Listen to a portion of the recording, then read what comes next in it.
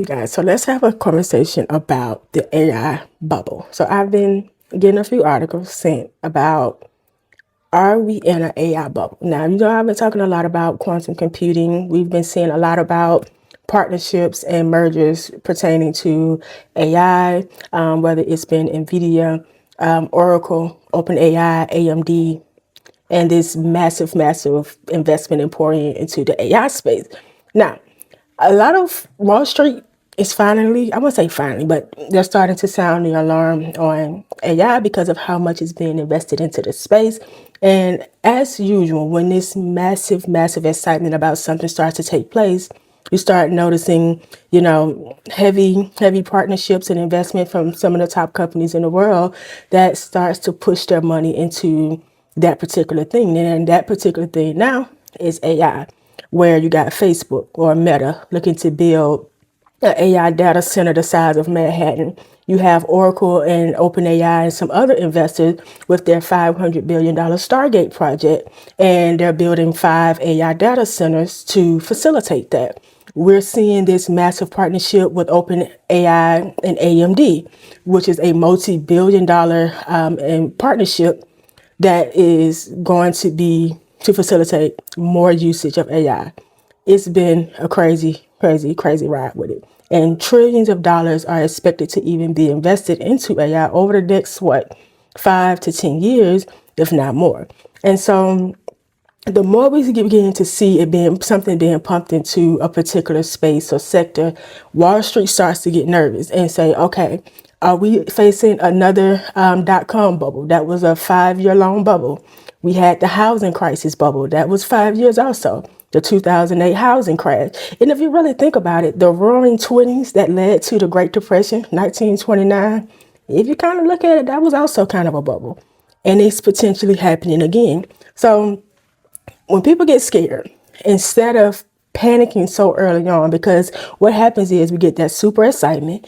Everybody's investing in it, whether institution, retail investors, Fortune 500 companies, hedge funds, all of them. Everybody's pouring their money into it. And then it starts to boom. The price is up, the demand is up. We're seeing our investments increase from this particular sector, all of that, right? Then this massive, massive belief that it'll never go down. Something like with Bitcoin. NFTs also was another bubble where it's still kind of attached to the blockchain, cryptocurrency, but we saw how the hype was around NFTs. Yeah, millionaires were made. People were making a ton of money. You had music artists who was actually using NFTs to sell their album without going through the traditional route. And now we haven't heard much about NFTs. They're still there, but that hype is no longer there. It died down, and you had all of those NFTs that were worth hundreds of thousands of dollars, millions. The Ape Club, if I'm not mistaken, all of their NFTs were worth thousands, hundreds of thousands, and millions, and now they're about worthless. And so you have this belief that just because we see this massive pour into something, it'll never fall. And eventually it does. Then the profit taking starts. The smart money, the institutional investors, the funds, all of them are starting to quietly exit the very thing that everyone said would never go down, simply because they know all trends die. And so they pump their money into it for the time being. They ride the wave, and then they start to exit silently, especially those who push these particular things extremely hard. But a lot of them push it to increase their value in whatever it is that they invested in, and then they start taking profit. And when that profit starts to come, where let's just say the institutions are taking out billions of dollars from whatever it was, we'll start to notice it start trickling down faster and faster and faster until it just completely dies out. It happened. Then that's when the panic comes in from everybody else. The retail investors, who are you and I, and everybody, whether it's, Fortune 500 companies or whoever, they start to kind of silently remove themselves as well, because they notice that this thing is starting to die down. There's no more hype left. Let us start to pull out. But that's where you have to really, really watch. When you start noticing that these very companies, these very banks, these very analysts start to shift their focus, or they start to kind of die down on even covering certain things, you have to kind of notice where they're shifting their money, especially if you got something like Oracle investing $500 billion into an AI Stargate project. Imagine they come out and say, well, we're putting the project on hold. A lot of times that could be a huge sign from someone pulling out of a $500 billion project, and they may be seeing, okay, this might be a bubble. Wall Street's scared. Retail investors are scared. Fortune 500 companies who we'll rely on for partnerships to even facilitate these data centers are getting scared. So now we're going to pull it back on this project. That could be a major sign to say, all right, that bubble's either bursting or they're scared that it's going to burst. And when that fear comes in around it, that's when the panic selling starts. You have to follow the money. You have to follow what they're doing so that we can kind of act accordingly. So am I saying AI is a bubble?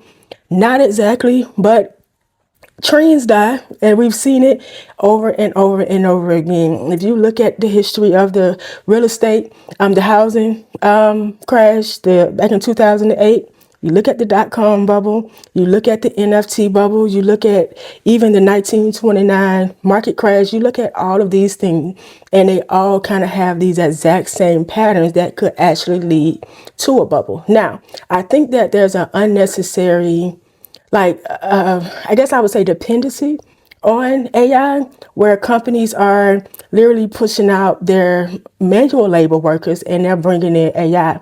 Klarna literally put their hiring on hold just to be able to push in AI to push a lot of the manual labor out because it could be a little bit cheaper. Amazon, they have warehouses that don't even have real workers. They have AI and robotics that are working inside of these warehouses. Now, in some instance, I believe that AI is necessary, or it could be necessary, but there are other instances where it's just this unnecessary dependency on it, and eventually people are not going to take into it the way that they are. And we see how it's going with social media. It's kind of, I guess I would say the way that we see with like these AI apps, like on Facebook, we see how people are able to create things and people are able to tell the real from the fake. And a lot of times people are going to start to get scared at how good it's getting, and they're going to start to pull back.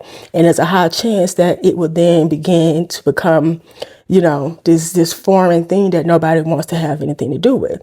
And Sora, one of the biggest, they are literally creating content around AI. They're creating series and movies, and it could kill a lot of the creative processes that in things like Hollywood, movies, sitcoms, and so forth. And a lot of them are also going to pull back. So it's just like, it's so many steps that we will have to take for us to really wipe out AI or to really burst the bubble. But I think there's a high chance that where we are seeing it used heavily is not going to be used as heavily in the next 2 to 3 years. And it'll only have this necessary use versus creative side, like content, being able to make these apps and all of these things that we're seeing AI artists pop up.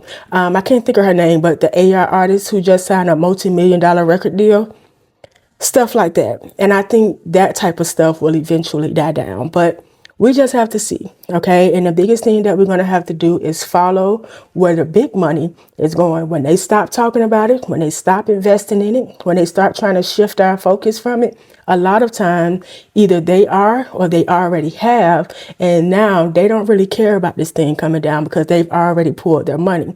We just have to watch and see where they are repositioning their portfolios and repositioning their money and their partnerships, and we kind of follow suit. Okay, so just keep an eye on it. I'm not going to say it's a bubble, but I do believe some aspects of AI is a bubble, and a lot of that stuff is going to die down.